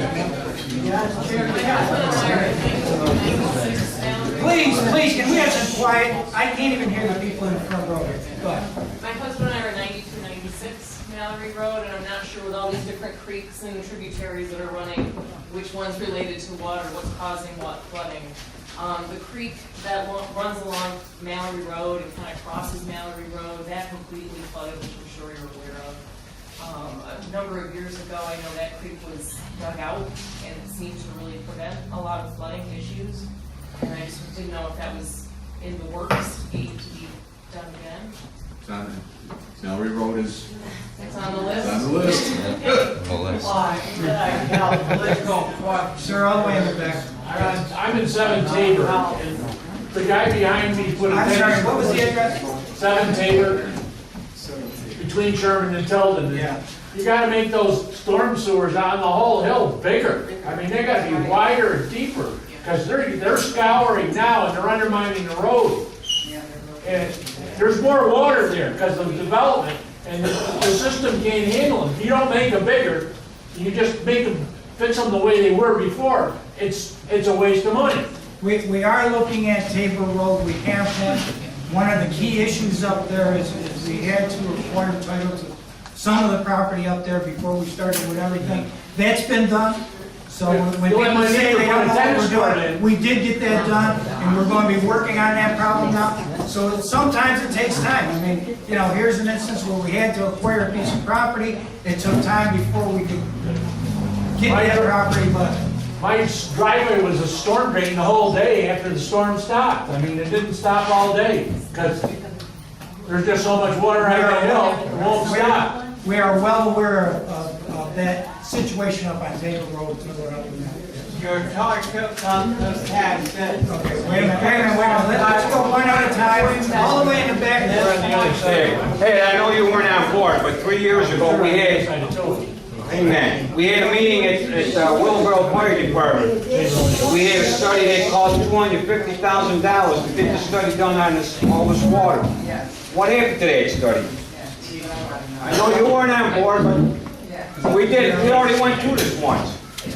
350. Yeah, and what happened to that study? The study's there. That study, I'm not sure if that study was totally designed to take care of the problems that we're looking at. It did speak to some issues with regards to stormwater, But in my reading of it, and I'm not an engineer, so I'll leave that to Liz or Brian, that is not a cure-all, that GIS, for the stormwater problems we've got here, okay? That's the study, that's what it was for, the stormwater problem. It wasn't for stormwater, it was a generic environmental impact study, and it didn't deal just with stormwater. It dealt with a lot of issues. With regard, hold on, please. Those studies are done, generic environmental impact studies are done for planning purposes. They do touch upon certain areas such as stormwater, highway, sewers, and such like that. But it was not designed to correct the stormwater problem. It was a land use plan, and if you recall, that's the one that wanted the 5-acre minimum. Yes. And there was a lot of opposition from the residents with regard to the 5 acres. But part of it did include stormwater, and it would require mitigation fees to be paid and things such as that. One of the things that Pat talked about earlier is we are implementing stormwater legislation that now is going to keep developers on the hook, because some of the problems you're talking about may be attributable to development which has taken place in the last 10 years. The new legislation is going to require a bond to be posted by the developer, and it's going to keep the developer on the hook for a period of 5 or 10 years after they've completed the project to make sure that these stormwater issues are dealt with. And there's going to be a public hearing on that at the June meeting.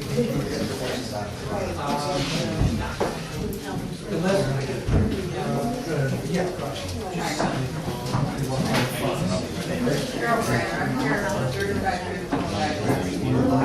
our house is up for sale.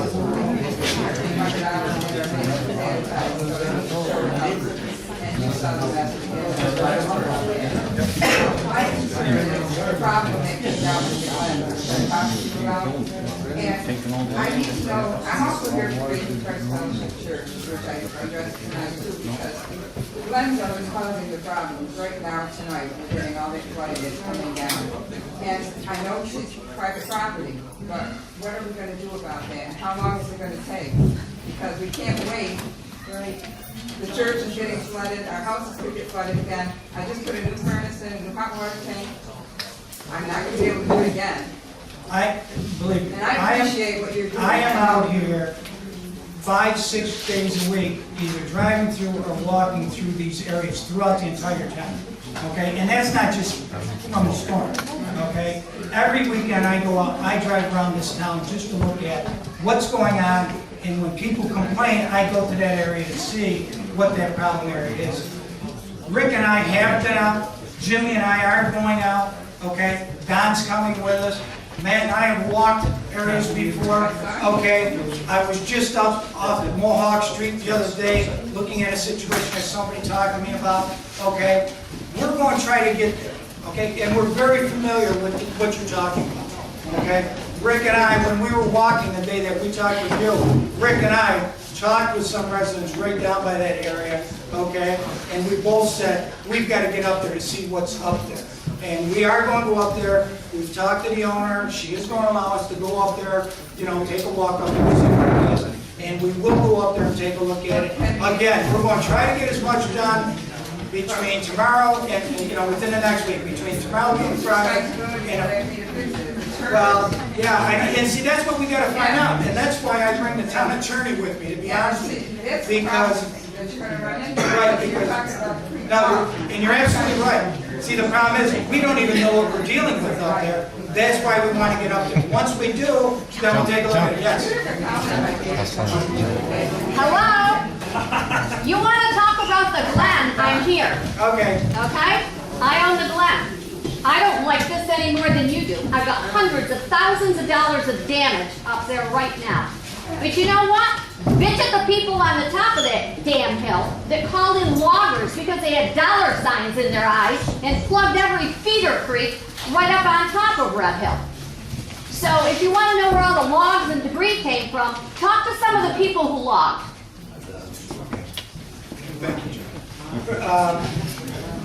Somebody knew. Yes. I have a legal question. Go ahead. We're under a state of emergency. Yes. Can some of these easements? Easements, be bypassed? No. State of emergency? No. Why? What the state, well, I'll let Herb talk to you, but basically, once he's done here, what the state of emergency allows us to do is to bypass some of our code regulations and some rules, zoning codes, et cetera, fees they can charge, et cetera. But I'll let Herb We can't go on to private property, that's the problem. This temporary. I've got one. Sir, dude, could I just get Hold on a second. Hold on, we can only, please, we can only have one person speaking. This is a small room and it's, go ahead. By this temporary easement, you're giving us permission to come onto your property and correct any problems that exist. With a state of emergency, all that does is it allows us to declare a state whereby there is a dire need to go onto private property. We still need your permission, and that's what that document does. That gives us legal permission. We can't go on your property. And this is only a temporary, right? It's temporary. I mean, it's not lasting. This does not stay forever. Please. I'm with him. Yes. For the past 7 to 8 years, we've been coming to the town, we've spoken to Sherman, we've spoken to this gentleman here, okay? The water on the top of Mallory Road comes down, goes across the gentleman's driveway, he doesn't want to give you the easement.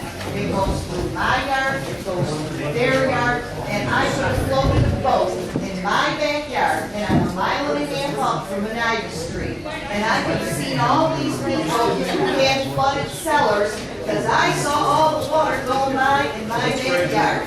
And our septic fields are out the back.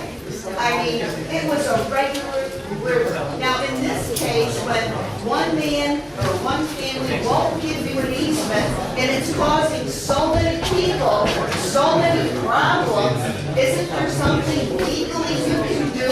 Yes, there is. When he's causing a multitude of problems? Yes, there is. Hold on. Please, let me answer this question because I think it's a good question because it pertains to a lot of what's going on here. When you have an instance, sir, just fill out on that. The question that was asked, if you have one person and that person, he or she, does not allow the town to go on there, but it's causing a problem to the surrounding area, the recourse that we have is a condemnation. Yes, eminent domain, which, is a very, very... Wait a minute, whoa. Which is a very drastic remedy, and the town board would have to direct that we go forward and take this property by condemnation for purposes of creating a stormwater I think system. we're only talking a small area It doesn't matter. to hold the water, and yet I can see the water going, and whoever these people are at the bottom, I know you're gonna get buried. Because I can't flush my toilet, I can't wash my clothes, and I have two sump pumps in my cellar that run year-round because of all the water on that hill. No, And it don't go uphill. No, I know. But in answer to your question, there is a legal remedy, but let me tell you, it's a drastic, and when Herb says drastic, what he means by that, it's a very prolonged action, because these things literally can take years going through the court systems before you end up getting the final. Well, all us neighbors were real nice when he wanted to zone the areas, and we were real nice and said, yeah, no issues with zoning. And now when we need something, come on. The only thing we can do, and we do this in instances, is we do go up, we talk with the homeowner, try to explain to them what this is going to do for the entire area, can't the police cooperate. Well, it's right out in our backyard, so go talk to him, please.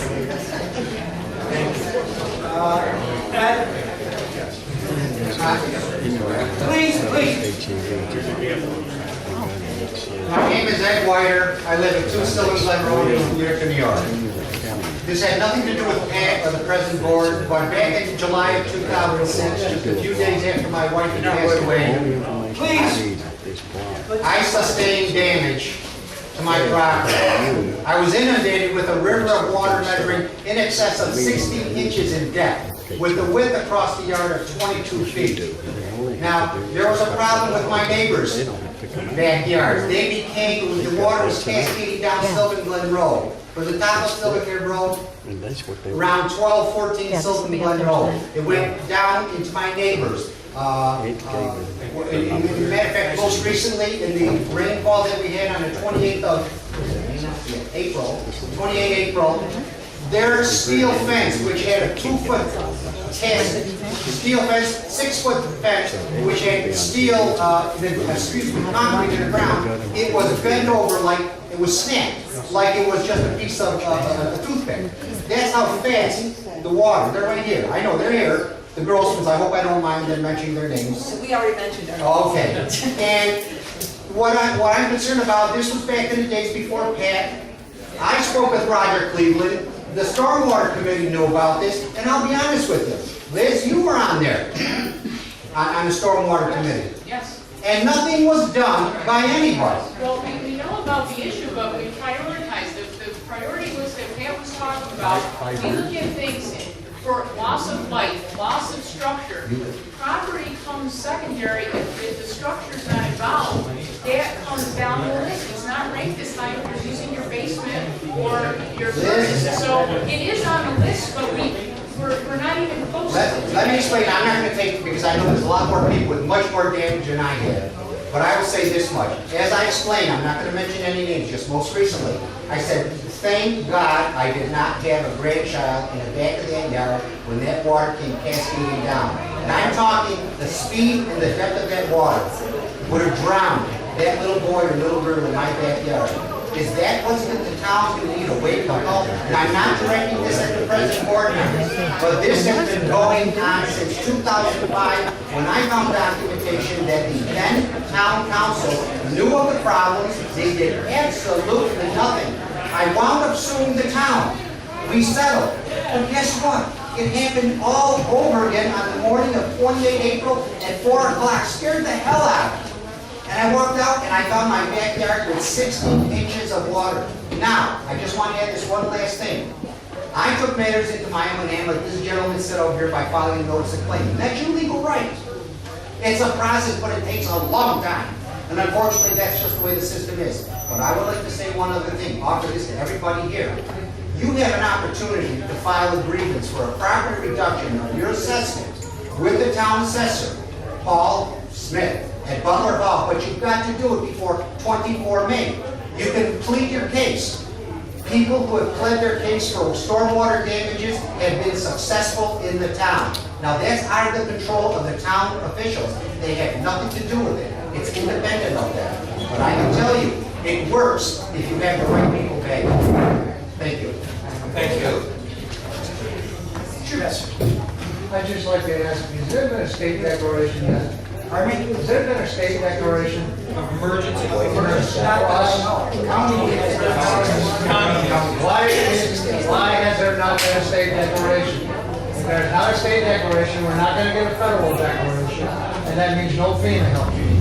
But that's the procedure they're going through now. Quit waiting, get on our ass, and get the declarations done. Nope. So we, they have to reach. I don't remember that every politician's hand in the I'm talking about the declarations. I've been through these floods before, not here in the Midwest. And I know how the declarations work. Who does that? The state legislature? The state has to, the governor has to give you a declaration after the county executive does, and then the governor takes it to the president. That's when FEMA acts. Why are we waiting so long? Why aren't we on our... The head guy of the state was here. Why isn't Schumer here? Why isn't Gillibrand here? Why isn't Hanna here? These are the people we got to talk to get this done. We got to get it done. The other thing I want to ask is, you're prioritizing things. I'm listening to public safety issues here tonight. I'm listening about kids, young kids, that are out of their homes. Why isn't the Red Cross in here taking care of it? Why isn't anything other things available to them in here? I feel a little guilty coming here because of my problems and all these other problems. To be very honest with you. But some of these kids, I don't know, what's the town doing? I mean, you got elderly people and you got little kids that are going to move. What is the town gonna do about it? We talk about priorities, this kid that had his house ruined, he can't go back into his house. Yeah, there's a public safety issue here, you gotta be taken care of. Take care of those that need the help first. And that's what. And talk about fixing roads versus fixing people's houses. No, because that's what Mrs. DeGeronimo was just talking about, the ranking, and when there is a safety issue, those get ranked up. Let me ask you a That's what question. she just said, go ahead. This young gentleman was here tonight with his 4 kids, and he can't get back in his house is ruined, and got flooded again. Did you know about that before tonight? Yes, I did. Okay. What was being done? The Red Cross, somebody called the Red Cross to help these kids or anything? I mean, the Red Cross is available for these types of things. They work hard. I talked to him the day of the storm, and that information was. Everybody's frustration goes on. I understand you're dealing with multiple problems here. But, you know, I listened to this lady 2 years ago or 3 years ago, this meeting also. Nothing's been done since then. Not one thing. They prioritized Oxford Road and what was coming down one of the roads over there. I got told that our problem was not on their list. Let me just say this, and that's Geronimo, because she's taking a few shots here. I'm not going to take shots at her, but I'm just saying, when you chair a committee, okay, you can do all the things that are right, but if you don't have a board or anybody else, and I'm not knocking anybody, but if you don't have the support from the governing body and everybody else, sometimes things don't get done. But that has changed. Okay, and I'm telling you, and I've explained it tonight, we have done a number of things, and I'm telling you, within the last month here, a number of significant, major things on the board that are going to work to solve this problem. And I mentioned a few tonight. We brought on the engineer, we brought on Ryan Sanders, wherever he is now, he's up. We're putting together this legislation, which is big, and believe me, if you haven't read this stormwater legislation, please call my office, I will get you a copy, because this is huge for the future of this town when we're talking about development. So we are acting, and we are doing it. I can't take responsibility for what happened 2 years ago or 10 years ago, but I will take responsibility now, and that's why we're going to get things done, okay? I don't want somebody coming here a year or 5 years from now saying, hey, Tyksinski didn't do anything, because we are going to do something, and I will make sure it's I think you understand the frustration level everybody feels in this room, because yes, and I do too. We've been told, first we got told we were going to go out and bond for these projects and we're going to fix everything. That didn't fix anything. I know. And I want to say, from my own perspective, I thank you and everybody who's been up here tonight answering your questions, because we are taking the heat for it, and you take responsibility for it. But what can we do to help to get things fixed? What can we do to move things along? Well, right now, do we need to call Schumer's office? Do we need to call Hannah's office? What do we need to do? We are going to get in touch with the congressmen and senators, et cetera, okay? We'll start with the county legislators. I will send the letter out. Tonight is the big thing, because now we're finding out all of those little specific things. As I said, we know the big capital project, but we need to know where it's occurring now, and that's what this is. Has everybody who wants to sign in on this list? If you haven't, please, if you would, okay? But we are going to take this, believe me when I tell you. I didn't come here tonight for any other reason except to get this list and sit here with Rick and Don and our legislators, okay, to work up a plan to get this done. And we are going to get it done, okay? Believe me, Rick and I, okay, we might as well have walkie-talkies because we are in constant communications lately about every area of the town, all right? And I know he and his crew are out there constantly. And I told him on the day that the storm happened, you need overtime, take it. And as a matter of fact, we had a meeting the other day, and I'll be bringing out to the board, okay? I'm looking to bring to the board at the next meeting, hiring some summer part-time people for at least a month, because we haven't done that for a while. Bring them in here to help with this whole big problem we've got. bring on another crew of maybe 5 or 6 college kids, whatever, get them out there and use them. And Rick and I just discussed this the other morning. I'll be bringing it up for board consideration at our next board meeting, all right? So we are doing it.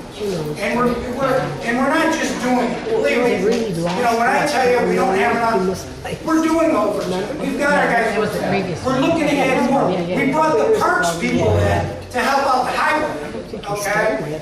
We're doing everything we can do. We're not just saying we've got one day crew and we'll deal with it like that. We're going above and beyond. So Rick has carte blanche on overtime to get this thing done, okay? And believe me, I don't do that either. Okay, he knows that, all right? So, but to get this done, we want to do it. And hopefully the board goes along with me. We hire another temporary crew for the summer to come in and again work with this. The stormwater, we're actively working on with the hiring of Barton & Judas, an engineering firm that has all kinds of capabilities we brought on last time.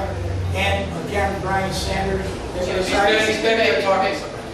You know, all of this is going to help, and this stuff is going to come. And I understand the frustration because people are sitting up there and they've told me before. I've heard that before. I've heard it 10 years ago. I heard it 20 years ago.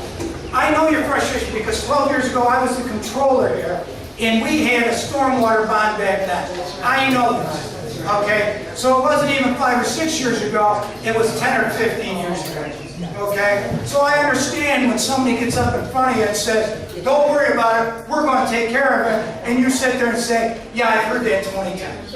But believe me, we are actually doing things. Yeah, but let me tell you about the current situation.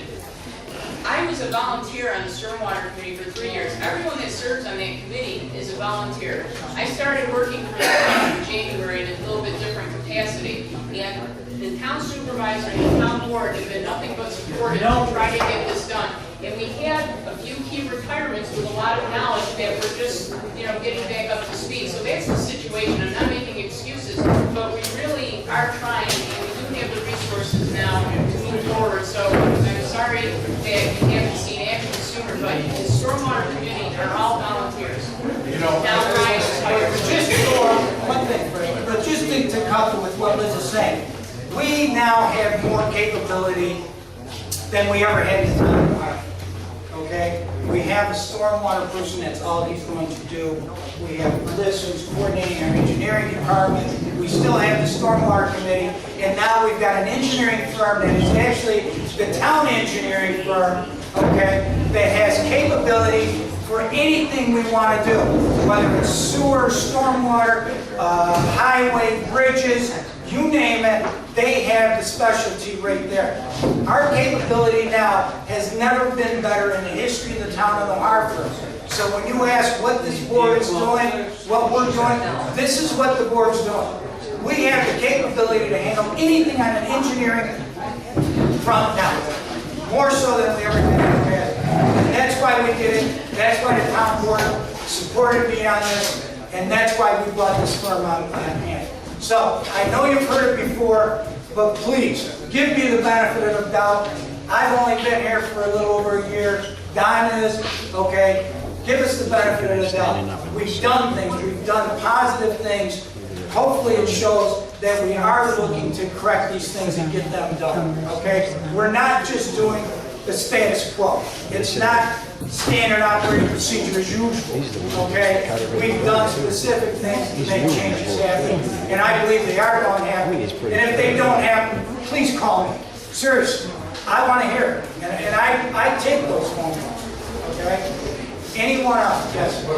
Like you mentioned at the beginning of the meeting about the roads being a priority kind of. Right now they are, because we need to get that transportation, car safety. I understand that, but I mean, you know, you put up a couple of phones and that's fine for right now, but, you know, I think the priority ought to be, you know, with range, you know, fairly heavily, let's spend the money there. We're not, no, don't get me wrong, we're not saying we're just doing this. Everybody's leaving me here. As Rick said, what we're doing is we're getting to the point now where we can break away some of that crew and start doing these other things. But no, believe me, we don't put safety second on anything. the stormwater code is on the right of way of the road. Just telling you, maybe on TV. It's not on the right of way, that's a lot of problems with the right of way. But you're right.